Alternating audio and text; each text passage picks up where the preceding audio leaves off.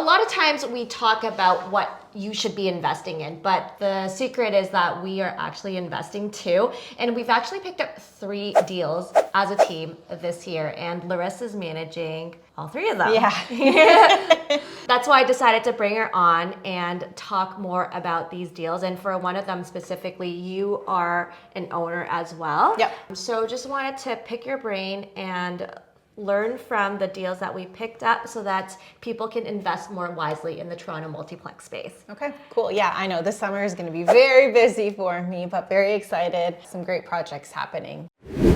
So let's just talk high level first. Okay. All 3 deals, I feel like there is a commonality. We're doing something to the main house to convert them into multiplexes, and then we're doing the backyard builds too. So what's the plan? Yeah, one thing that we say over and over again is that every investor is very different. There are some investors who want something turnkey. For these specific properties, we're doing the value. So we're looking for properties that we can add the value, convert them into the multiplex units. For these ones in particular, have that potential to build a garden suite or laneway suite in the back. That's just the kind of investment strategy that works for us and the deals that we are excited about right now. And then we can dive into the deal that you own specifically. Yeah. How does that look like? The property, we purchased it was a couple months ago already. We just closed on it last week, so very, very exciting. We have our keys in hand.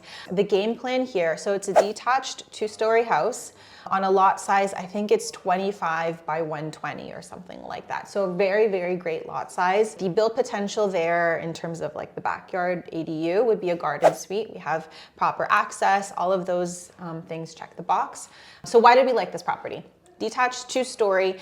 The purchase price was very good. We got it in the low 9s. And with that purchase price and the size of the house, converting into 3 units, 2 in the upper, 2 on the main level, and then 2 in the basement. So rents will be very strong there. Location we really like. It's very close to Eglinton. So again, everyone talks about, they're tired of hearing about this Eglinton LRT project, but it's very close to, I think it's the Fairbank stop on Eglinton. So we like it for the location and the access there.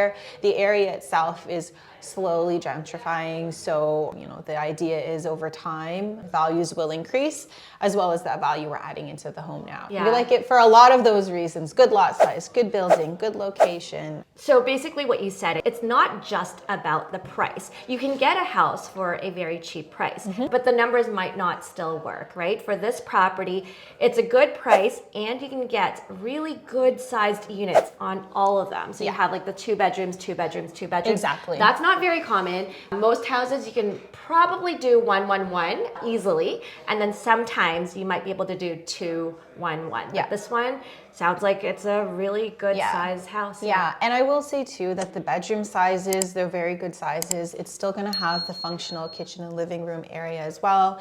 Each floor will have its own dedicated entrance. So really good units. It's not like we're just trying to squeeze in as many bedrooms as possible. We're still trying to think about the tenant in mind and making sure that all of that is a functional space for them.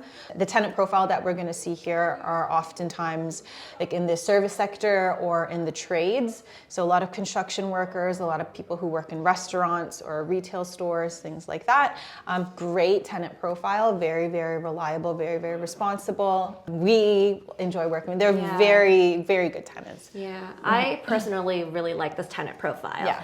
Low maintenance, like you said, and they really know how to take care of homes because they are in the trades. Yeah. Yeah, and they're working during the day, come home, they're very respectful and pay rents on time. That's what we really like. Yep.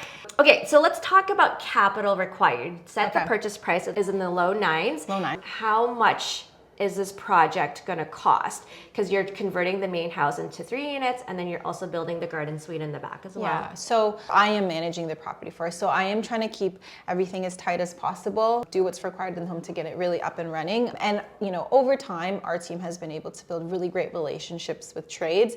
So we've been able to keep renovation costs pretty tight. Depending on where you go, you could see really outrageous numbers. But for us, the main house conversion, we're estimating around $150,000 to get it up and running. So that's brand new everything on all 3 levels, 3 new kitchens, 3 new bathrooms, separating walls, new floors, paint, everything like that to get really great units.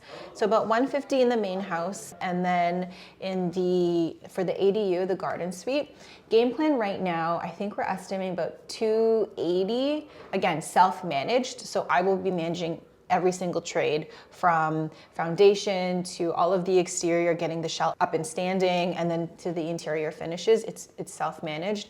So we're estimating about 280 for yeah, so all in all, like, I mean, close to 500 if you include the holding costs as well. Yeah. Yeah, you're right. So self-managed versus someone else managed, that price can range quite a lot. I'm assuming the garden suite is around what, like 900 or 1,000 square feet? I think so. I think at least 1,000 square feet. So when you break it down, cost per square feet, it's under $300 per square foot. But these days, I'm hearing quotes from different types of project manager contractors. This cost per square foot can range quite drastically. Yep.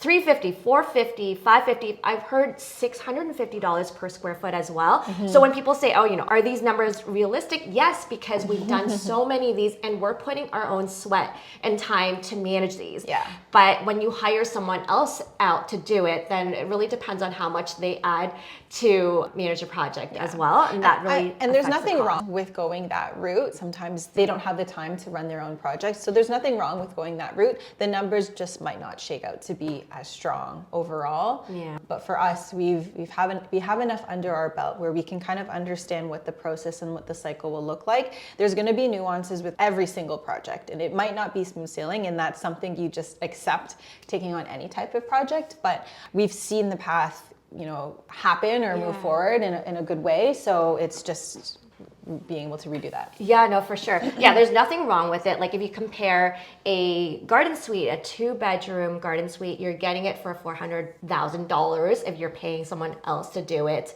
Compare that to a condo 2-bedroom, you're getting a very good price. But in our situation, because we're doing the burst strategy where we're trying to refinance afterwards, the goal is really to minimize your costs and maximize your rent so that you can take out as much money as possible and still positive cash flow afterwards as well. So this is where it does matter. We talked about the capital required and we kind of brushed over the cash flow. We can run the rents based on today's rents. Yeah. Obviously it could change by the time the project is done, but like how do the rents look like? So right now, to be super conservative for rents, the main and upper is 2 bedrooms. We're estimating about $2,500 all inclusive. And then the basement, I think we're running it at maybe $2,000. But right now, I would say that it could range between $2,000 to $2,200, really depending on the overall finishes. There's a lot of factors to consider when determining the actual rents. Overall finishes, ensuite laundry, all of the extra addeds. Make and a the difference. Market at the time too. Exactly. Yeah, no, totally. But yeah, that's what we're running at, 25, and I think 2,000 for the main level. There is parking as well available on the property, even with the build. So that's an added there. And then if we do the build, if it's a 3-bedroom, rents are close to what, $3,000, a little bit above $3,000? I think, I would say over 3,000, somewhere in the 32 to 35 range for a 3-bedroom garden suite. The nice things about these units, it's obviously its own individual, kind of like a house. It's not rent controlled as well, so that's great. You can adjust it accordingly. Obviously, you don't want to go super crazy. You want to stick to what is true to the market when you're doing rent increases, but there is that option there as well. So that's why, with these really strong rents, once we refinance, hopefully we'll still positive cash flow and pull out most of our capital as well. Yep. So we talked about capital, cash flows. Let's talk timelines. Okay. How long would it take, you think? Okay, so I said this earlier, every project is going to have its own nuances. Things can come up. I would generally say as well that you find the surprises in the renovation during the demo stage. So right now, in a perfect scenario, we are anticipating the main house to be completed in 3 months. So that's all 3 units, basement, upper, and main floor in 3 months.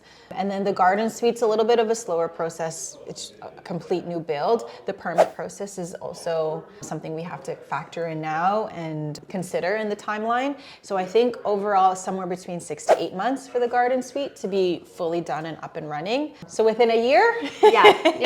And you're not just paying out cash for the whole entire year.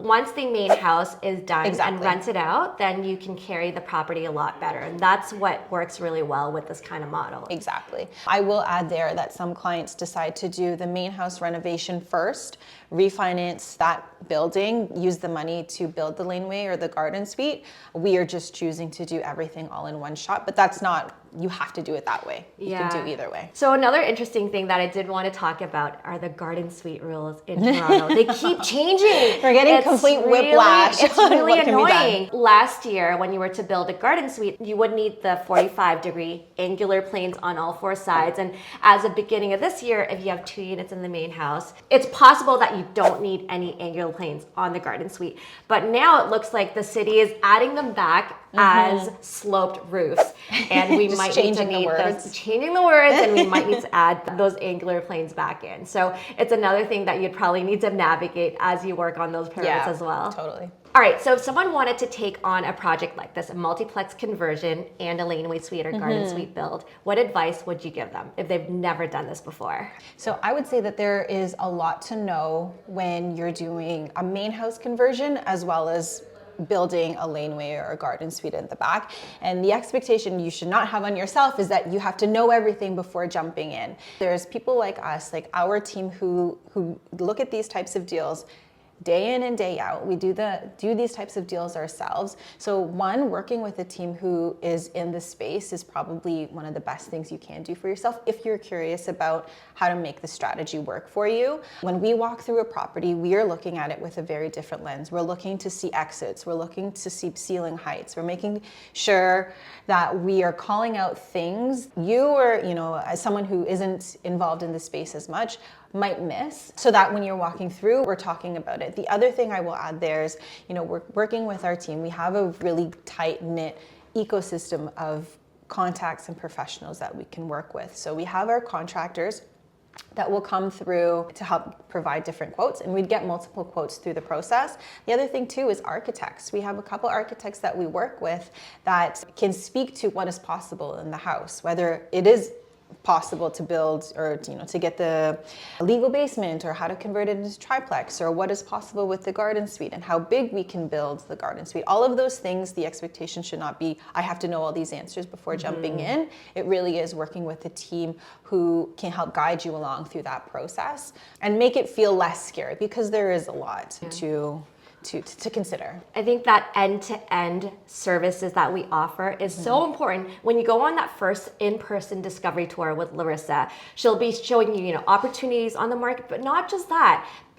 If she's working on some projects and it's close by, maybe you'll get to swing by and check those out. And then some projects that are done, maybe you can swing by and see how the finished product looks like, because we're in the process of leasing as well. So you get the full picture that not all investors or not all realtors get to see. Yeah, no, for sure. Like if you ever come into our office, we have this large map that kind of points out where we are, and then all the properties we've either transacted on or that we manage. And you can see we have a location that we love, that we are often investing in. So on this first tour that we see, it's not just active deals, which is good to see. You want to know what is possible, but also past projects that are just wrapping up renovation, so you can see what a finished product could look like. And then the beginning stage, in the demo, so you can kind of see, maybe meet the trades, meet the contractors, things like that. You will learn a lot. Very exciting things to explore too. So All right, well, I think we're done here. Thanks so much for doing this video with us. Laryssa also does a very good job on her Instagram page, and you can check it out by going to this handle right here. You can probably follow along with some of the projects that she's working on.